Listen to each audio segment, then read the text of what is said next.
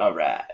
So we're starting off, guys, on number 6, like we did yesterday, where they're telling you to draw in the direction of which, draw in the direction of a force that needs to be applied in order to make the object stay on its circular path. So I'm just reiterating this just for this video. All right.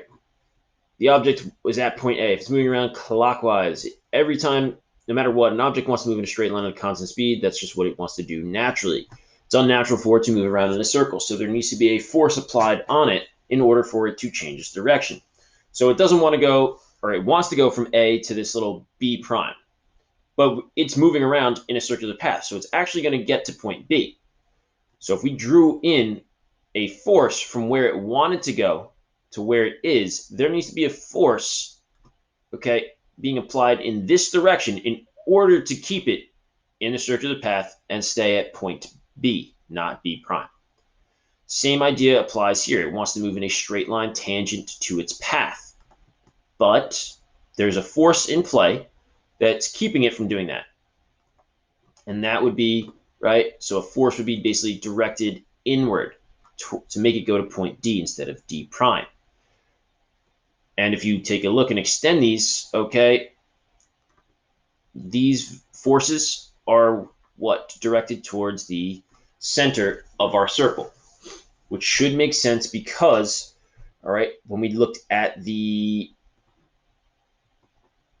guy here, our simulation on physics classroom, all right, the velocity vector is constantly changing, but if you look at the acceleration vector is constantly pointing inward towards the center.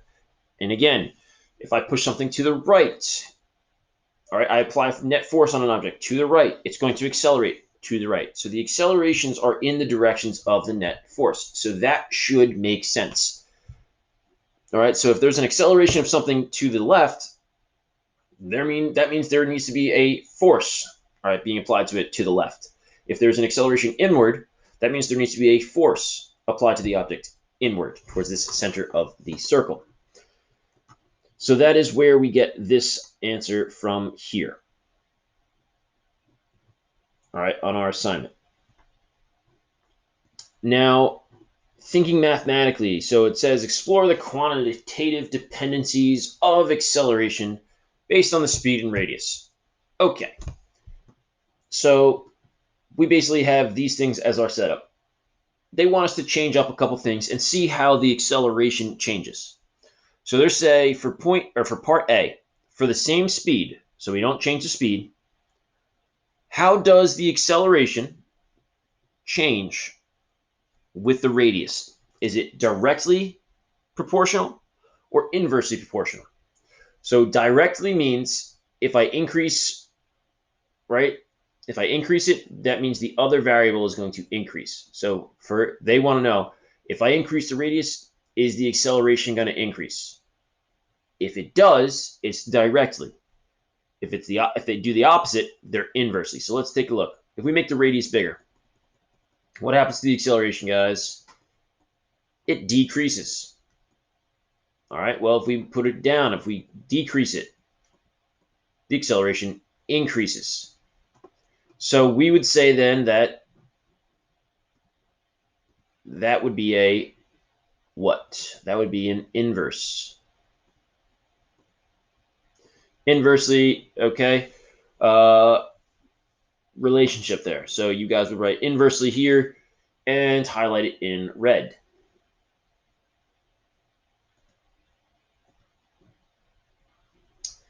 Now, okay, so then in part B, they ask for the same radius of curvature. So now we're not changing the radius. They want to know how the acceleration changes with the speed. Okay. So now we keep radius the same, but we're going to change the speed. So let's take a look. If I decrease the speed, what's going to happen to the acceleration? It decreases. Okay, so we were originally at 20. Now, if I increase the speed, right, what happens to the acceleration? Yeah, it increases. So that, guys, would make this a directly. All right, it varies directly with it. So that means like if I increase one, the other variable will increase. So make sure you have that written in. For point C, as the speed of an object is doubled, what happens to the acceleration? Okay, so now they want to know if we double our speed, what is going to happen to our acceleration? Is it going to get cut into 1/4, 1/2, 2 times, or 4 times the original value? Okay, so they're talking about speed here. Well, in point B, we said that this changes directly with speed. So as we increase the speed, the acceleration increased. So that right away should eliminate 1/4 and 1/2, because if we're increasing it, that means the acceleration has to increase. So now we have to figure out, is it going to be 2 times or 4 times its original value? All right, so let's jump in. Let's jump into the simulation. Let's bring the speed down to, like, I don't know. Whoops, come on. Let's bring it to 15 as like our starting spot. Okay, so our acceleration here is what? 8 meters per second squared. So if we double the speed, what happens to the acceleration? So now we're going to make the speed doubled. What's double of 15? 30. So let's crank it to 30. Hopefully it goes to 30.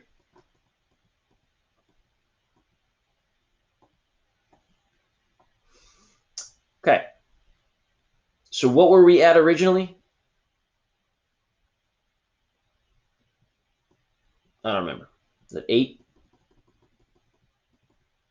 No, we were at 15, I think, right? All right, well, let's try 10 then. Let's look at 10. If we're at 10, we double 10. That would make it 20. All right, so just keep that in mind for me. All right, acceleration at 10 meters per second is 3 meters per second squared. So if we go to 20. Now it is what? 13 meters per second squared. All right, so if you did 13 divided by 4 or 3, right, you're looking at a little bit over 4. So it's not 2 times the original value, it's going to be our 4 times. So we're going to write in 4 times. 4 times the original value.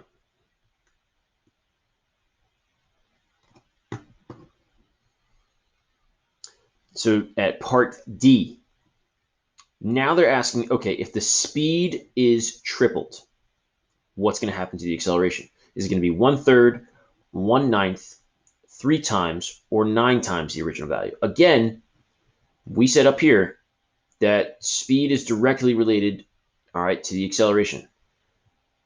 So that's going to cut out the 1/3 and 1/9. So we've got to pretty much figure out, is it 3 times or 9 times? So if we set it back to 10,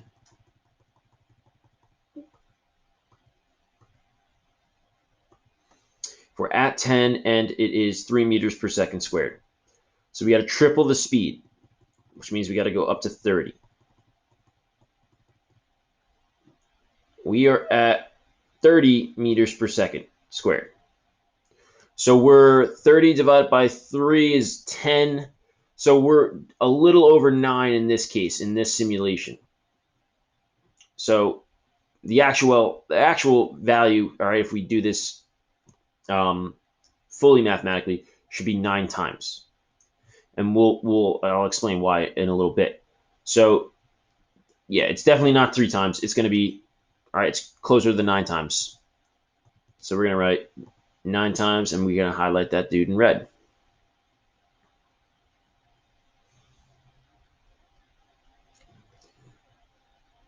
So for part E, it says, as the radius of the circle is doubled, what's going to happen to the acceleration? Is it going to be 1/4, 1/2, 2 times, or 4 times? Now, at the top here at point, or at letter A, we said that they're inversely, which means, right, as the radius increases, that means the acceleration has to decrease. So if we're increasing the radius, that means we're decreasing the acceleration. So the 2 times and 4 times the original value are going to be eliminated. So we got to figure out, okay, is it 1/4 or 1/2? So let's pick a speed. Let's reset this, John, for a second. All right, so we're gonna, let's go down to like, I don't know, I guess we'll just call it 10. So at 10 meters per second, or I'm sorry, at a radius of 10, they wanted us to double the radius. So let's just hit stat. All right, our acceleration here is 40 meters per second squared. So if we double the radius to 20, our acceleration is now 20. So 20 divided by 40 would give us 1/2 of our original value. Woo. Okay, so again, when our radius was 10, our acceleration was 40. So we increased the radius by 2 times. So now it's 20. That made the acceleration get cut in half.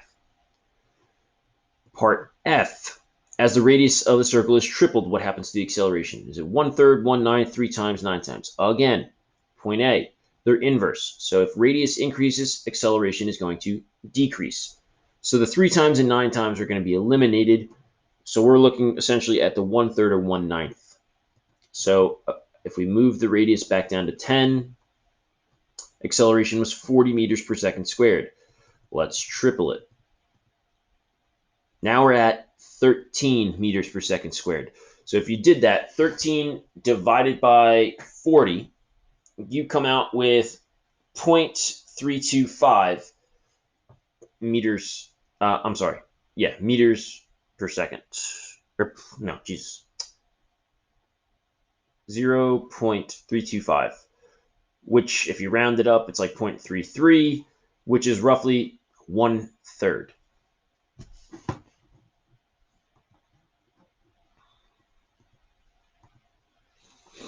1/3 or 1/9 times the original value. Okay, so if we take these pieces of information together, we can come up with the fact that the acceleration, okay, is, well, notice here what happens, right? If you double this, it becomes 4 times. If you tripled the speed, it became 9 times. So how is 3 and 9 related? Well, if you square 3, you get 9. If you square 2, you're going to get 4. So the velocity and acceleration, how they're related is that, well, acceleration is directly proportional to the velocity squared.